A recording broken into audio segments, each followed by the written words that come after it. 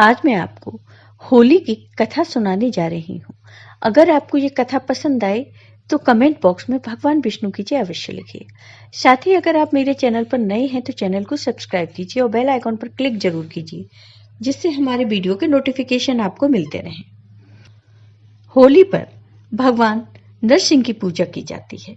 होली के दिन अपने भक्त प्रहलाद को बचाने के लिए भगवान विष्णु ने भगवान नरसिंह का अवतार लिया था। प्रहलाद भगवान विष्णु के भक्त थे और हिरण्यकश्यप के पुत्र।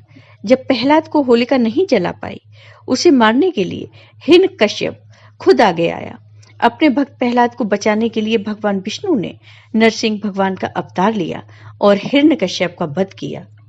दरअसल हिरण्यकश्यप को ब्रह्मा जी से वरदान मिला था कि कोई भी उसे धरती पर आसमान में न भीतर और न बाहर, न सुबह न रात में, न देवता न कोई जानवर, न कोई असुर और न ही कोई मनुष्य मार सकता है। इसी वरदान के चलते वह प्रहलाद को भगवान विष्णु की पूजा करने के लिए प्रताड़ित किया करता था। भगवान विष्णु के चौथे अवतार नरसिंह भगवान ने हिरण्यकश्यप का संहार किया था। उन्होंने आधे नर और आधे सिंह का अवतार लेकर उसका वध किया था। मान्यताओं के अनुसार बिहार के पूर्णिमा जिले में वह मंदिर स्थित है जहां पर भगवान विष्णु ने नरसिंह अवतार लिया था। मंदिर के पुजारी का कहना है कि यहाँ आज भी वह स्तंभ मौजूद है जहां पर नरसिंह भगवान ने अवतार लिया था। अब सुनिए होली की ये कथा। भक्त प्रहलाद को भगवान विष्णु का परम भक्त माना जाता है। प्रहलाद महर्षि कश्यप और दिति के पौत्र थे। उनके पिता का नाम हिरण्यकश्यप और माता का नाम कयाधु था। उनके चाचा का नाम हिरण्याक्ष और बुआ का नाम होलिका था। प्रहलाद के पुत्र का नाम विरोचन था। राजा बलि प्रहलाद जी के पौत्र थे, जिनसे भगवान विष्णु ने वामन अवतार लेकर 3 पग भूमि दान में मांगी थी और उनकी सच्ची श्रद्धा को देखते हुए उन्हें शुतल लोक प्रदान किया था। हिरण्यकश्यप और हिरण्याक्ष पूर्व जन्म में भगवान विष्णु के पार्षद थे। एक श्राप के कारण उन्हें दैत्य योनि में जन्म लेना पड़ा। दोनों भाई जन्म लेते ही बहुत बलशाली थे। हिरण्यकश्यप और हिरण्याक्ष ने अपने बाहुबल से तीनों लोकों को वश में कर लिया। हिरण्यकश्यप स्वयं को ही भगवान मानने लगा था। उसका आदेश था कि कोई भी यज्ञ में देवताओं का भाग नहीं निकालेगा, देवता पृथ्वी तक न पहुंच सके। इसलिए हिरण्याक्ष पृथ्वी को रसातल में ले गया। भगवान विष्णु ने 12 अवतार लेकर पृथ्वी को मुक्त करवाया था और हिरण्याक्ष का वध किया था। भगवान विष्णु ने जब 12 अवतार लेकर हिरण्याक्ष का वध कर दिया तो हिरण्यकश्यप ने भगवान विष्णु से बदला लेने के लिए ब्रह्मा जी की तपस्या कर शक्तियां प्राप्त करने के लिए वन में चला गया। देवराज इंद्र ने हिरण्यकश्यप की अनुपस्थिति में दैत्यों पर आक्रमण कर दिया। देवराज इंद्र ने हिरण्यकश्यप की पत्नी कयाधु का अपहरण कर इंद्रलोक ले जाने लगे तो नारद जी ने उसे रास्ते में ही रोक दिया। उन्होंने पूछा कि आपने कयाधु का अपहरण क्यों किया? इंद्रदेव कहने लगे, मुझे कयाधु से कोई विरोध नहीं है। वह गर्भवती है। इसके गर्भ में हिरण्यकश्यप जैसे असुर की संतान है। इसकी संतान के जन्म लेने के पश्चात उसको मार दूंगा और इन्हें छोड़ दूंगा। नारद जी कहने लगे, इनके गर्भ में भगवान विष्णु का परम भक्त है, तुम उसको नहीं मार सकते। यह सुनते ही इंद्रदेव ने क्षमा मांगी और अपने लोक चले गए। नारद जी कयाधु को अपने आश्रम में ले गए। आश्रम में नारद जी ने गर्भवती कयाधु को भगवान विष्णु की भक्ति के संस्कार और उपदेश दिया। कयाधु के गर्भ में पल रहे शिशु पर इसका प्रभाव पड़ा। उसने भगवान विष्णु भक्ति के संस्कार ग्रहण कर लिए। समय आने पर कयाधु ने अपने पुत्र को आश्रम में जन्म दिया, जिसका नाम प्रहलाद रखा गया। हिरण्यकश्यप वरदान प्राप्त कर अपनी दैत्य नगरी वापस आ गया और वह वरदान प्राप्त कर स्वयं को अमर समझने लगा और तीनों लोकों पर अपना अधिकार कर लिया। हिरण्यकश्यप कयाधु और अपने पुत्र प्रहलाद को अपने नगर में वापस ले आया।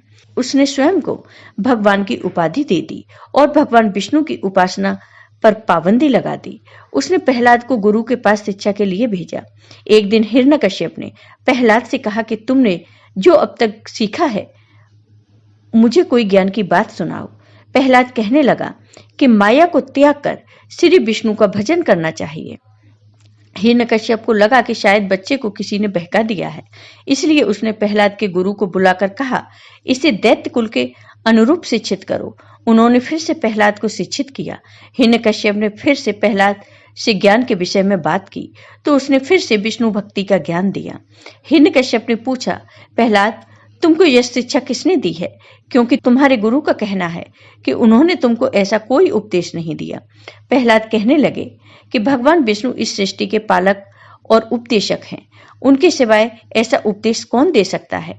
यह सुनकर हिरण्यकश्यप कहने लगा कि शत्रु का प्रेमी कुल का नाशक होता है, इसलिए उसे मारने का आदेश दिया। सैनिकों ने प्रहलाद पर अस्त्र शस्त्र से प्रहार किया, लेकिन भगवान विष्णु की कृपा से उसका कुछ नहीं बिगड़ा। प्रहलाद को हाथियों के आगे कुचलने के लिए फेंकवाया, पर्वत की चोटी से फेंकने का आदेश दिया, लेकिन भगवान विष्णु की कृपा से प्रहलाद बच गया। हाथ पैर बांधकर समुद्र में फेंक दिया गया, लेकिन फिर भी प्रहलाद बच गया।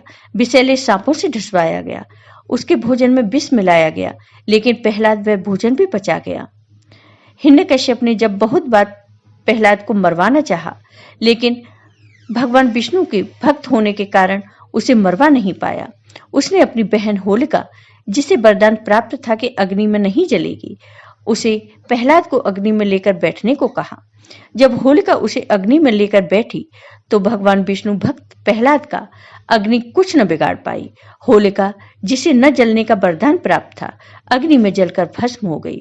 इसलिए इस दिन को होलिका दहन किया जाता है और होली को बुराई पर अच्छाई की जीत के रूप में मनाया जाता है।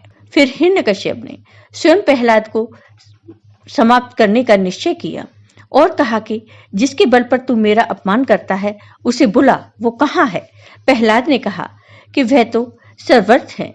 हिरण्यकश्यप कहने लगा, क्या तेरा भगवान इस खंबे में भी है? प्रहलाद ने कहा, हाँ, इस खंबे में भी है।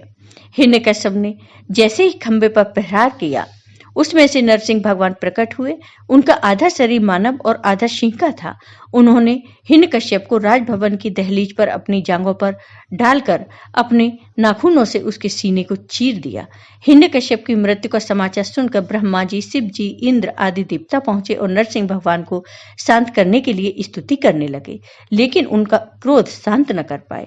माता लक्ष्मी भी उनके क्रोध को शांत नहीं कर पाई। प्रहलाद भक्त ने उनकी स्तुति की और उनका उग्र रूप शांत हो गया। नरसिंह भगवान ने प्रहलाद को अपनी गोद में बैठा लिया और कहने लगे कि जानता हूं तुम जैसे भक्त को किसी चीज की अभिलाषा नहीं है। मेरे आशीर्वाद से तुम एक मनवंतर तक अपने पिता का राज्य संभालोगे और समस्त बंधनों से मुक्त होकर मेरे धाम को प्राप्त करोगे। देवलोक में भी तुम्हारी कीर्ति का गान होगा। यह वर देकर नरसिंह भगवान अंतर्ध्यान हो गए। पिता की मृत्यु के पश्चात उन्हें राज्य पद प्राप्त हुआ और बलशाली और ऐश्वर्य संपन्न राजा बने। भगवान का ध्यान करते हुए अंत में वो निर्वाण को प्राप्त हुए। जय हो भगवान विष्णु की, जय हो नरसिंह भगवान की। आपको ये वीडियो पसंद आया हो तो कमेंट बॉक्स में कमेंट करके जरूर बताइए। साथ ही मेरे वीडियो को ज्यादा से ज्यादा शेयर करिए। धन्यवाद दोस्तों।